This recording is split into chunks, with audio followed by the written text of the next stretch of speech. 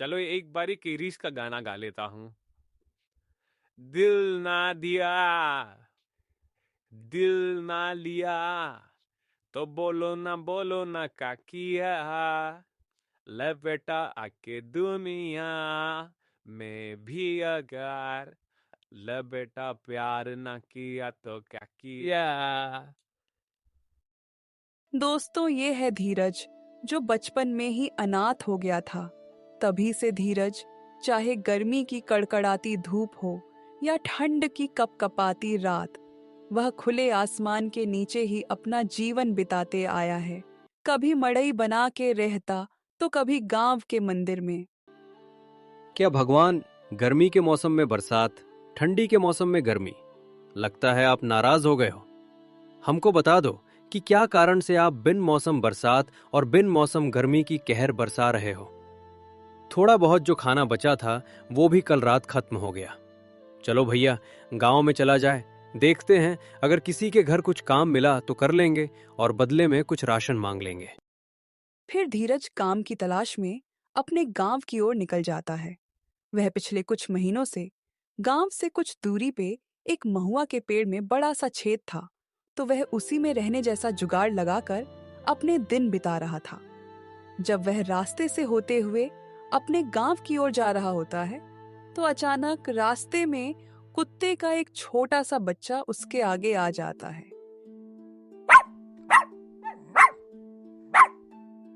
अरे ये छोटा सा पपी कहाँ से आया? कितना प्यारा लग रहा है। सुनो, तुम्हारी मम्मी कहाँ है? मैं भी पागल हो गया हूं लगता है।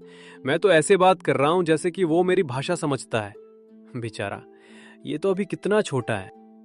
धीरज खड़े होकर अपने आसपास देखता है, लेकिन उसे कोई और दूसरा कुत्ता दिखाई नहीं पड़ता। सुनो छोटकू पप्पी, अरे तुम समझ गए क्या कि मैं तुम्ही से बात कर रहा हूं? अच्छा, तो क्या तुम मेरे दोस्त बनोगे? अरे वाह, ये तो बहुत अच्छी बात है। वैसे मैं भी अकेला ही रहता हूँ, मेरी भी मम्मी पापा नहीं है। हे भगवान, आपने मुझे एक दोस्त दे दिया।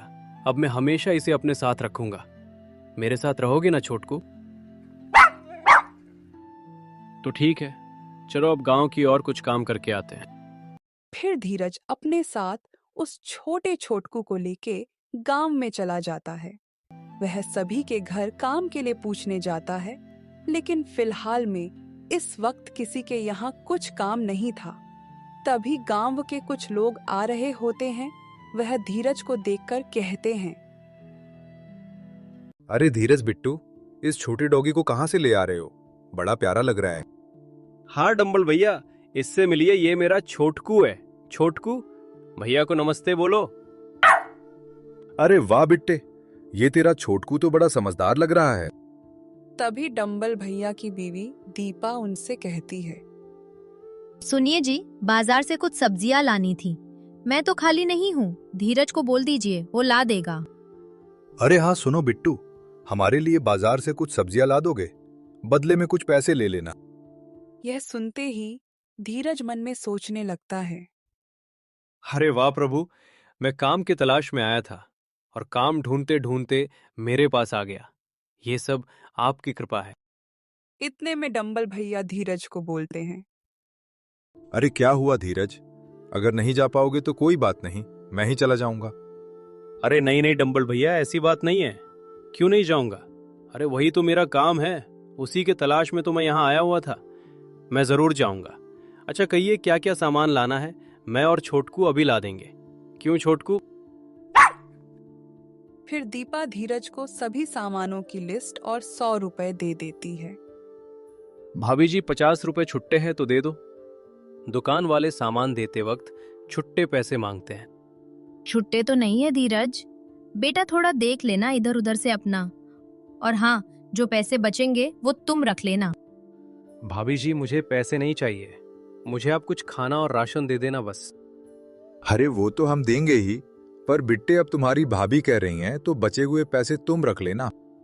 अच्छा ठीक है भाभी जी, बस मुझे इतना बता दीजिए कि आपको सामान कब तक चाहिए। बेटे शाम तक ला दोगे तो ठीक रहेगा। अच्छा ठीक है भैया, अब मैं चलता हूँ। आज शाम तक आपकी सब्जियां पहुंचा दूंगा। फिर धीरज बाजार की ओर सब्जियां लेने निकल जाता है। रास्ते में उसे पीछे से आवाज सुनाई देती है। अरे धीरज, सुनो बेटा धीरज।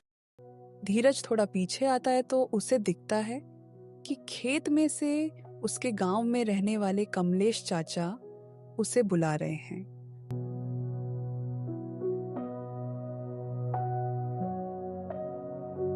हाँ चाचा, कहिए, क्या काम है? अरे बेटा धीरज, मेरी तबीयत थोड़ी नरम मालूम पड़ती है और अब धीरे धीरे सब्जियां बोने का समय भी आ चला है। अगर तुम ये मेरा खेत खंदोगे तो मैं तुम्हें 100 रुपए और कुछ राशन दे दूंगा। चाचा जी, अगर मैं आपका खेत कल खनूं तो आपको चलेगा? क्योंकि अभी मैं डंबल भैया के लिए बाजार से सब्जियां लेने जा रहा हूं और वापस आने में शाम हो जाएगी। कोई बात नहीं धीरज बेटे, मुझे मंजूर है। तुम कल अपने समय अनुसार आकर ये खेत खन देना। काम हो जाने के बाद मेरे घर पर आकर सामान और पैसे लेते जाना। धीरज, ये छोटा सा कुत्ते का बच्चा तुम्हें कहां से मिला? बड़ा ही प्यारा दिख रहा है। लगता है तुम्हारे साथ इसे बहुत अच्छा लग रहा है।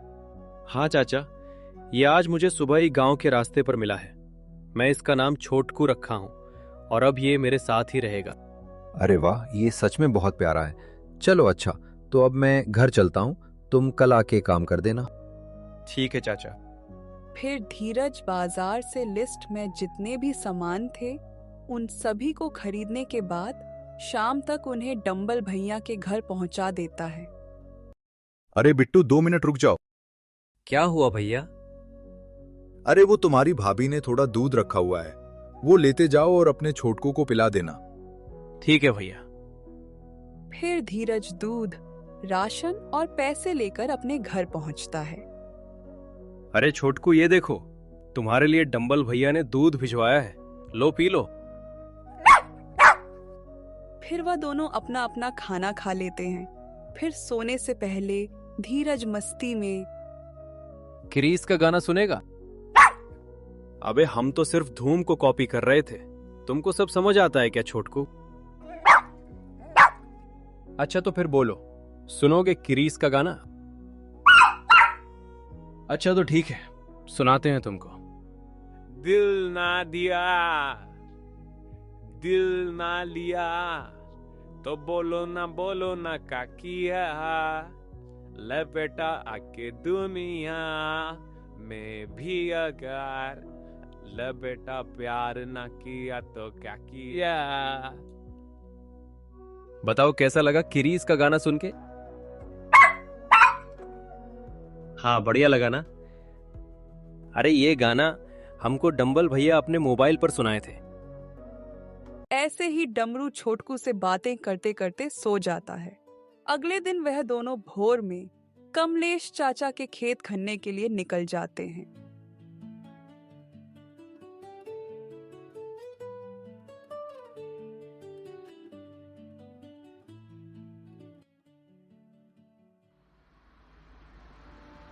तभी रास्ते से एक कार गुजरती है। कार जैसे ही उन दोनों से आगे बढ़ती है तो उसे एक बैग नीचे गिर जाता है। छोटू को दौड़ के जाता है और उसे बैग को लेकर धीरज के पास आ जाता है। अरे यार छोटकू, ये बैग तो बड़ा कीमती मालूम पड़ता है। वो कार तो इतनी दूर चली गई, इसे उन्हें कैसे देंगे? कुछ न समझ आने पर धीरज और छोटकू खेत में पहुंच जाते हैं और खनने का काम चालू कर देते हैं। सुनो छोटकू, मैं खन्ना चालू करता हूं और तुम यहीं बैठकर इस बैग का ध्यान रखना। फिर धीरज खेत खनना शुरू करता है और यहाँ छोटकू उस बैग का ध्यान रखता है। 3.5-4 घंटे बाद, काम खत्म करने के बाद, चलो छोटकू, काम तो खत्म हो गया। अब कमलेश चाचा के घर चलते हैं पैसे लेने। फिर वह दोनों कमलेश चाचा के घर पहुंचते हैं। पैसे और राशन दोनों लेने के बाद निकलने से पहले, सुनिए कमलेश चाचा। बोलो बेटा, क्या हुआ? दरअसल चाचा, आज सुबह में जब हम घर से निकले थे तो रास्ते से अचानक एक कार गुजरी और उसमें से ये बैग गिर गया था। जब तक कि हमें कुछ समझ आता, वो कार काफी दूर जा चुकी थी। देखिए ना, काफी कीमती मालूम पड़ता है। अब हम इसे उन्हें कैसे लौटाएंगे? तुम कितने नेकदिल इंसान हो धीरज बेटे, जो इसे इसके हकदार को लौटाना चाहते हो। वैसे आज गांव में जनार्दन बाबा की पोती शहर से आने वाली थी। अच्छा मुझे ये बताओ कि क्या वो गाड़ी लाल रंग की थी? हाँ चाचा, वो कार तो लाल रंग की ही थी। देखिए, छोटकू भी हाँ बोल रहा है। हाँ, तो फिर हो सकता है कि वो कार फिर जनार्दन बाबा के यहां ही गई होगी। हाँ तो चाचा चलिए ना, ये बैग जिसका है उसको दे देंगे।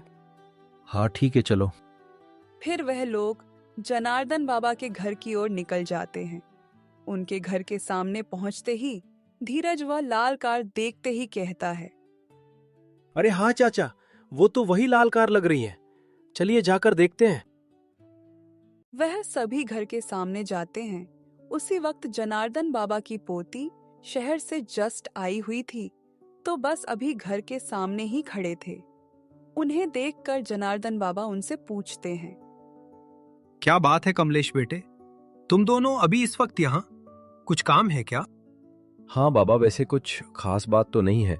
बस हमारे धीरज को आज सुबह जब आपकी गाड़ी हमारे गांव की ओर आ रही थी, तभी रास्ते में गाड़ी से ये बैग गिर गया था, तो हम बस वही देने आए थे। अरे बाप रे, धीरज बेटे, तुम ये बैग यहाँ लाकर बहुत अच्छा काम किए हो। ये बैग मेरी पोती कृति का है। वैसे भी वो अपने बहुत जरूरी पेपर साथ में लाई है। हो सकता है इसमें कुछ हो। मैं अभी उसे बुलाता हूँ। अरे बेटा कृति। हाँ दादाजी, क्या हुआ? अरे बेटा, जरा ये बैग देखो, क्या ये तुम्हारा है? फिर कृति उस बैग को देखती है और कहती है, हाँ दादाजी, ये तो मेरी ही बैग है, पर ये आपके पास कैसे? हाँ मैडम, जब आपकी गाड़ी सुबह हमारे गांव के रास्ते से होते हुए आ रही थी, उसी वक्त ये बैग अचानक गाड़ी से गिर गया था। ये लीजिए और देख लीजिए कि आपकी बैग सही सलामत है या नहीं। फिर कृति वह बैग धीरज से लेती है और सही तरह से चेक करके कहती है, दादाजी, मेरा बैग बिल्कुल सही सलामत है।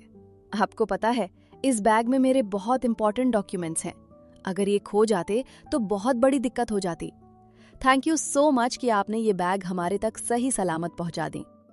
कोई बात नहीं मैडम जी, मुझे खुशी हुई कि आपका बैग आपको मिल गया।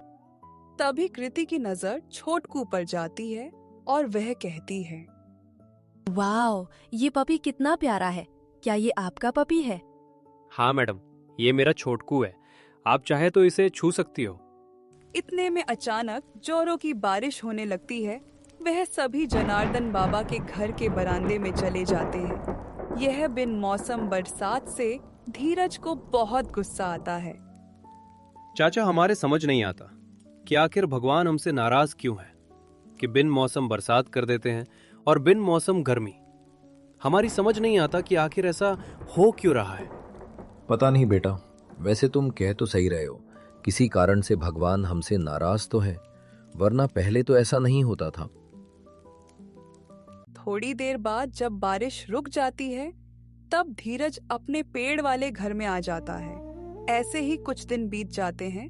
एक दिन जब धीरज गांव की ओर जा रहा होता है, तभी उसे रास्ते में कृति मिलती है और अरे तुम तो धीरज हो ना, वही जो मेरा बैग वापस करने हमारे घर आए थे? जी मैडम, मैं वही हूँ। आप एकदम सही पहचानी हो। वैसे आप यहाँ? हाँ, घर बैठे बैठे बोर हो रही थी तो दादाजी बोले थोड़ा घूम के आने, तो बस थोड़ा ऐसे ही टहलने निकली हूँ। अरे तुम्हें क्या हुआ? बोलो, क्या कहना चाहते हो? मैडम, लगता है वो आपसे दोस्ती करना चाहता है। अरे वाह छोटकू, क्या तुम मेरे दोस्त बनोगे? अच्छा, तो आज से हम दोस्त हैं। फिर कृति कुछ देर बाद वहां से चली जाती है। वैसे कृति एक एनवायरमेंटल साइंस पढ़ने वाली स्टूडेंट है। कॉलेज में कुछ दिन की छुट्टी पड़ने पर वह गांव छुट्टियां बिताने आई है।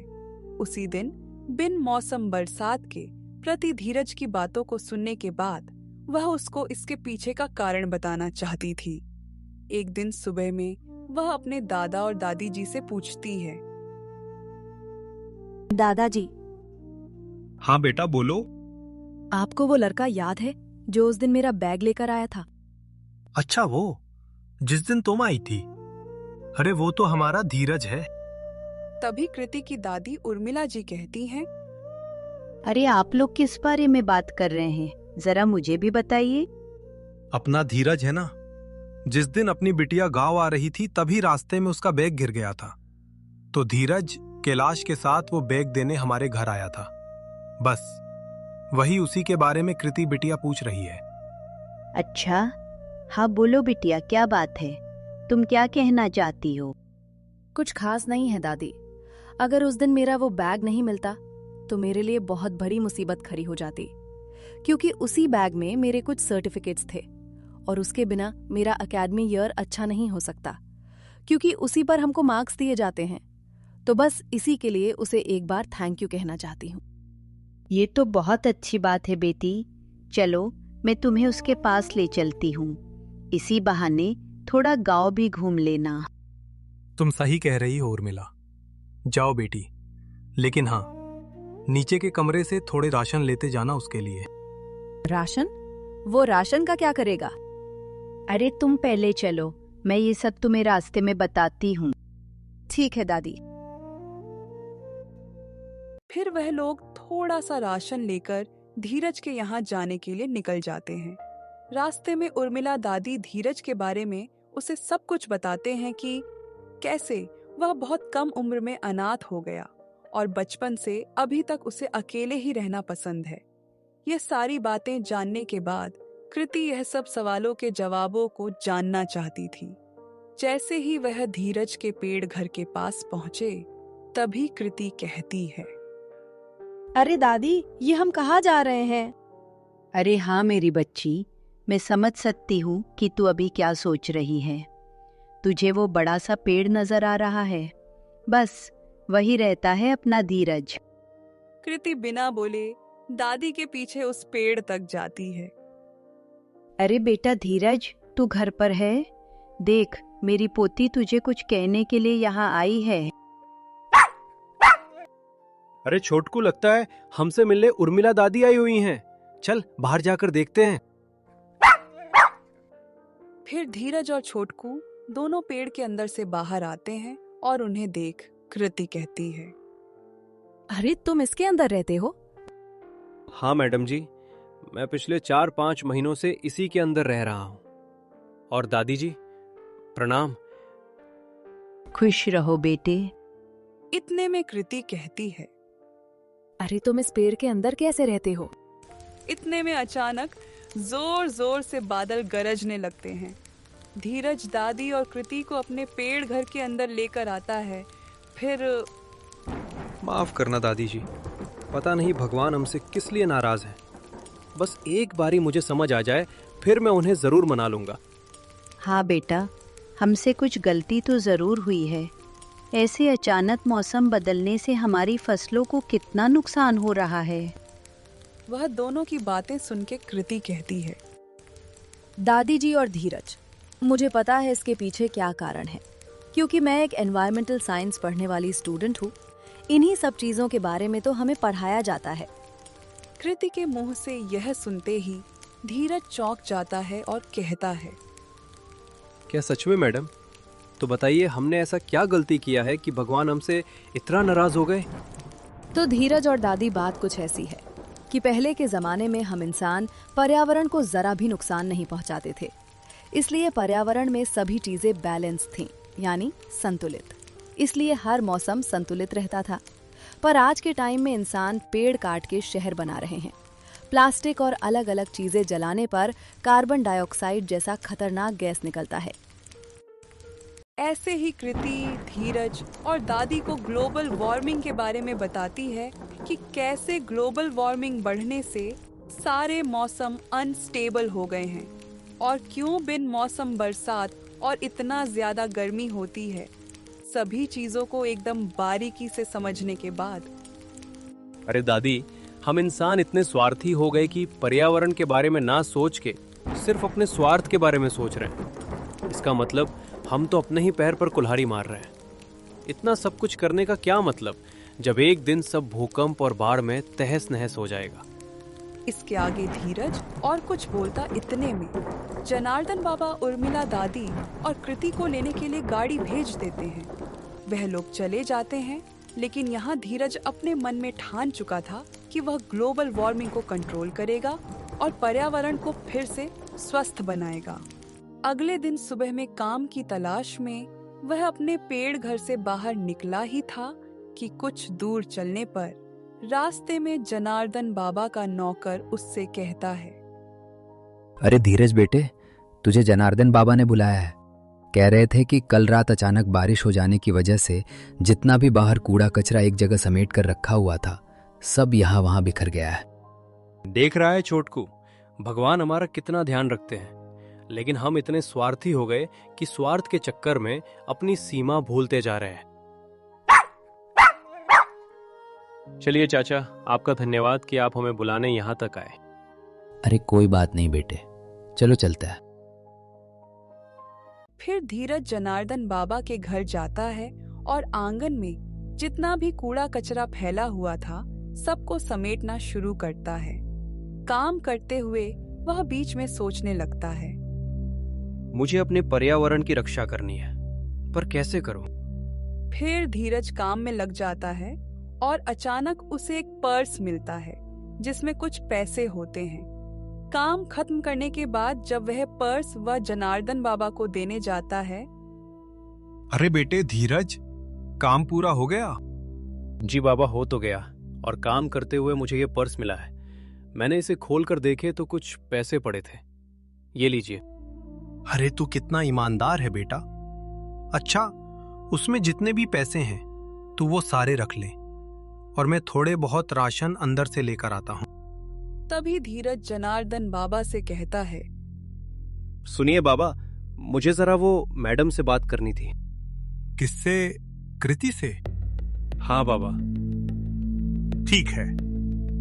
फिर जनार्दन बाबा कृति और दादी को बुलाते हैं और धीरज को देने के लिए साथ में कुछ राशन भी लेकर आते हैं। आते ही कृति धीरज से कहती है, धीरज, दादाजी मुझे कह रहे थे तुम मुझसे कुछ कहना चाहते हो, बोलो क्या बात है? अरे हाँ मैडम, आप मुझे उस दिन बता रहे थे ना कि ग्लोबल वार्मिंग के वजह से ये बिन मौसम बरसात और मौसम में अचानक बदलाव होता है। हाँ। तो क्या आप मुझे बता सकते हो कि हम इसे कैसे ठीक कर सकते हैं? इतने में जनार्दन बाबा कहते हैं, अरे आप सभी किस बारे में बात कर रहे हो, जरा मुझे भी बताइए। फिर उर्मिला दादी सारी चीज जनार्दन बाबा को समझाती हैं। सभी चीज समझने के बाद दादाजी कहते हैं, अरे भाई, हमने इतनी बड़ी गलती की और हमें इसका जरा भी अंदाजा नहीं कि इसका इतना बड़ा और भयानक परिणाम हो सकता है। हाँ दादाजी, आप बिल्कुल सही कह रहे हो। अगर अभी से इसके लिए कुछ नहीं करेंगे तो आने वाले टाइम में पृथ्वी रहने जैसा नहीं बचेगी, सारी चीजें उथल पुथल हो जाएगी। अरे बच्चों, तो हमें अभी से जो भी करना है शुरू कर देना चाहिए। बेटा धीरज, मैं तुझे और रुपए देता हूँ। तू बाजार से सभी पेड़ों के फूलों के बीज लेकर आ जा। हम आज से ही पेड़ पौधे लगाना शुरू करेंगे। इतने में कृति के दिमाग में कुछ आता है और वह कहती है, दादाजी मुझे कुछ कहना है। बोलो बेटा, क्या कहना चाहती हो? आप मुझे थोड़ा टाइम दीजिए। मैं यहाँ के किसी इंस्टीट्यूट से कांटेक्ट करके रिसर्च करके बताती हूँ कि हमारे यहाँ कौन से पेड़ पौधे फूल लगाने से हमारे पर्यावरण को ज्यादा से ज्यादा यानी अधिक से अधिक फायदा होगा। उसके साथ ही हमारे यहाँ रहने वाले सभी पशु पक्षियों और कीड़ों को भी फायदा हो। अगर दादाजी हम इस तरह काम करेंगे तो कम समय में हम अपने पर्यावरण की ज्यादा और अच्छे से रक्षा कर पाएंगे और चीजों को बैलेंस कर पाएंगे। ठीक है बेटा। फिर कृति वहाँ के डिस्ट्रिक्ट हेड इंस्टीट्यूट में कॉल करके इन सभी चीजों के बारे में जानकारी लेती है और यहाँ पर बाबा, उस दिन मैडम बोल रहे थे कि प्लास्टिक जलाने की वजह से जो प्रदूषण फैलता है और ग्लोबल वार्मिंग बढ़ती है, जिसकी वजह से ये सारी चीजें हो रही हैं। तो हमें अपने गांव वालों को इन सारे चीजों के बारे में बता देना चाहिए, जिससे वो लोग प्लास्टिक का कम से कम इस्तेमाल करेंगे, जिससे प्रदूषण को कंट्रोल किया जा सकता है। ऐसी बात भी है क्या धीरज बेटे? हे भगवान, अगर इन सारी चीजों का ज्ञान मुझे पहले हो जाता तो मैं ऐसी नौबत ही ना आने देता। उतने में कृति आती है और दादाजी से कहती है,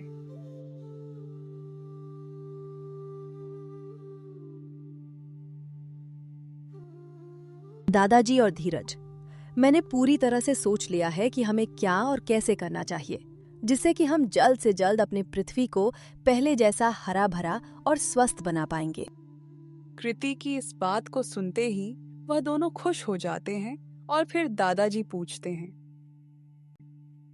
अरे वाह, ये तो बहुत ही अच्छी बात है कृति बेटे। हाँ मैडम जी, ये तो बहुत अच्छी बात है। इतने में छोटकू धीरज को ढूंढते ढूंढते यहाँ तक पहुंच जाता है। उसे उर्मिला दादी घर के अंदर लेकर आती हैं। छोटकू को देख धीरज कहता है, अरे छोटकू, तू मुझे ढूंढते ढूंढते यहाँ तक आ गया। फिर कृति थोड़ी देर बाद उन सभी को अपना प्लान बताने के लिए उन्हें फिर से इकट्ठा करती है। क्या हुआ बेटी, तुम कुछ बताने वाली थी क्या? हाँ दादी, मैंने यहाँ के एनवायरमेंट मैनेजमेंट हेड ऑफिस के टीम लीडर से बात करी है और उन्होंने मुझे बताया कि हमारे यूपी के मौसम को देखते हुए अगर हम नीम, पीपल, जामुन, बरगद जैसे पेड़ लगाते हैं तो वो सभी पेड़ हमारे पर्यावरण में बहुत आसानी से ढल जाएंगे। इतने में उर्मिला दादी कहती हैं, अरे बिटिया, हमारे यहाँ तो बेल और सहजन के पेड़ भी बहुत जल्दी बड़े हो जाते हैं। हाँ दादी, आप बिल्कुल सही कह रही हैं। और दादाजी, हम अपने घरों में तुलसी, गुड़हल और गेंदे जैसे फूलों के पौधे लगा सकते हैं, जिससे हमारा घर सुंदर तो दिखेगा ही और पर्यावरण की भी मदद हो जाएगी। ठीक है बिटिया, जैसा तुम कहो। मैं आज ही अपने गांव के लोगों को बुलाकर इन सभी चीजों के बारे में बता देता हूं, जिससे उन्हें भी तो पता चलेगा कि हमने कितनी बड़ी गलती करी है और हम इसे कैसे सुधार सकते हैं। अच्छा बेटी, एक काम करो, तुम और धीरज बाजार से सभी जरूरी सामान और बीजे लेकर आ जाओ। तब तक मैं और दिनेश गांव वालों को एकजुट करते हैं। हाँ दादाजी, आप बिल्कुल सही कह रहे हो। अगर हम सब मिलकर ये काम करेंगे तो 1 महीने का काम 1 हफ्ते में हो सकता है। अरे छोटकू, क्या तुम भी हमारा साथ दोगे हमारे पर्यावरण को पहले जैसा स्वस्थ बनाने में? अरे वाह छोटकू, तुम्हारे बारे में जैसा कृति बिटिया ने बताया था, तुम तो बिल्कुल वैसे ही एकदम समझदार और बहुत प्यारा पपी हो। अच्छा बच्चों, अब तुम बाजार से सभी बीजों को लेकर आ जाओ, क्योंकि शुभ कामों में अब तनिक भी देरी नहीं होनी चाहिए। हाँ बच्चों, तुम्हारी दादी बिल्कुल सही कह रही हैं। अब तुम दोनों जाओ और जल्दी से सभी सामान ले आओ। फिर धीरज और कृति बाजार की ओर सभी सामानों को खरीदने निकल जाते हैं और यहाँ जनार्दन बाबा और दिनेश गांव के सभी लोगों को एक जगह पर बुलाते हैं। गांव के आज सभी लोग बहुत उम्मीद लिए उन दोनों का इंतजार कर रहे थे। दोपहर में वह दोनों सभी बीजों को लेकर आ जाते हैं। उन्हें देख दादाजी और सभी गांव वाले खुश हो जाते हैं। लीजिए बाबा, हम सभी पेड़, पौधे और फूलों के बीज लेकर आ गए हैं। और अब क्या करना है आप बताइए। बहुत बढ़िया बच्चों, मेरे हिसाब से तो हमें आज या कल सुबह से ही काम शुरू कर देना चाहिए। इतने में डंबल भैया आगे आते हैं और कहते हैं, अरे वाह बिट्टे, तूने तो कमाल कर दिया यार, सच में तेरा कोई जवाब नहीं। हाँ हाँ डंबल भाई, तुम बिल्कुल सही कह रहे हो। अब धीरज की वजह से हमको खेती में आने वाले समय में कोई दिक्कत नहीं होगी। इन सभी के बातों को सुनकर धीरज कहता है, अरे अरे, आप दोनों पहले पूरा सच तो जान लीजिए। इन सब के पीछे हमारे कृति मैडम जी का दिमाग है, इसलिए आप लोग मैडम जी को धन्यवाद बोलिए। फिर सभी लोग कृति की बहुत तारीफ करते हैं। ऐसे ही थोड़ी देर समय बीत जाती है। फिर कृति कहती है, देखिए, आप सभी शांत हो जाइए। आप लोगों के अंदर इतनी उत्साह देखकर मुझे सच में बहुत खुशी हो रही है कि आप सभी अपने पर्यावरण की कितनी चिंता करते हैं और उसे हमेशा हरा भरा स्वस्थ बनाए रखना चाहते हैं। दादाजी, अब आप इनमें से सभी को एक एक बीज दे दीजिए और उनका पौधा तैयार करने के लिए कह दीजिए। जब वह पौधे थोड़े बड़े हो जाएंगे तब हम उन्हें अपने खेतों में, घरों में और जहां हो सके वहां लगाएंगे और उनकी खूब देखभाल करेंगे। जिससे आने वाले 8 से 10 महीनों में ही हमारा गांव पूरी तरह हरा भरा हो जाएगा और आने वाले समय में सभी मौसम समय के साथ आएंगे। फिर जनार्दन बाबा सभी को एक एक बीज दे देते हैं पौधे तैयार करने के लिए। सभी गांव वाले यह काम बहुत अच्छे से कर रहे थे। कोई नीम के पौधे उगाया तो कोई बरगद के, कोई तुलसी के तो कोई फूलों के। ऐसे ही 10 दिन बीत जाते हैं और अब वह सभी बीज छोटे छोटे पौधों में बदल चुके थे। यहाँ धीरज और छोटकू। अरे यार छोटकू, आज हम सभी उन पौधों को लगाने वाले हैं। क्या तुम भी मेरी तरह पेड़ लगाने के लिए एक्साइटेड हो? अरे वाह, तो चलो फिर पेड़ लगाने। सभी गांव के लोग उसी जगह दोबारा मिलते हैं जहां पर वह 10 दिन पहले मिले थे। आज जिन जिन को जो बीजें 10 दिन पहले दी गई थीं, आज वह सभी उनके पौधे लेकर आए हैं। सभी गांव वाले पेड़ लगाने के लिए बहुत उत्साहित है। तभी जनार्दन बाबा कहते हैं, मेरे गांव वालों, आप सभी को दिया हुआ काम बहुत अच्छे से किए हो। आज हम पूरे गांव वाले मिलकर सैकड़ों पेड़ लगाएंगे। लेकिन सिर्फ पेड़ लगाने से ही काम खत्म नहीं होगा। हमें इन पौधों को रोज समय से पानी देना होगा। सभी गांव वाले जनार्दन बाबा की बातों को गौर से सुनते हैं और फिर सब एक एक करके पेड़ लगाना शुरू करते हैं। गांव का हर एक सदस्य इस काम में जुड़ता है। हमारा छोटकू भी सभी का बराबर साथ देता है। ऐसे ही समय बीतता है। सभी गांव के लोग हर दिन समय से सभी पेड़ों में पानी डालते हैं। समय के साथ वह सभी पेड़ बड़े हो जाते हैं और उनका पूरा गांव हरा भरा हो जाता है। एक दिन कृति धीरज से बात करने के लिए उसके पेड़ घर में पहुंचती है। कैसे हो धीरज? मैं तो बहुत बढ़िया हूँ मैडम जी। आपकी वजह से अब लगता है प्रभु खुश हैं, क्योंकि अब बिन मौसम बरसात नहीं होती। हाँ धीरज, अब हमारा गांव बहुत ही ज्यादा सुंदर और हरा भरा हो गया है और ये सब कुछ तुम्हारी वजह से हो पाया है। अगर तुम आगे बढ़कर आवाज नहीं उठाते तो ना किसी को इसके बारे में पता चलता और ना कुछ भी हो पाता। हाँ मैडम जी, आप सही कह रही हैं। अरे ये हमारी धरती माता है। अगर हम उनके बारे में नहीं सोचेंगे तो कौन सोचेगा?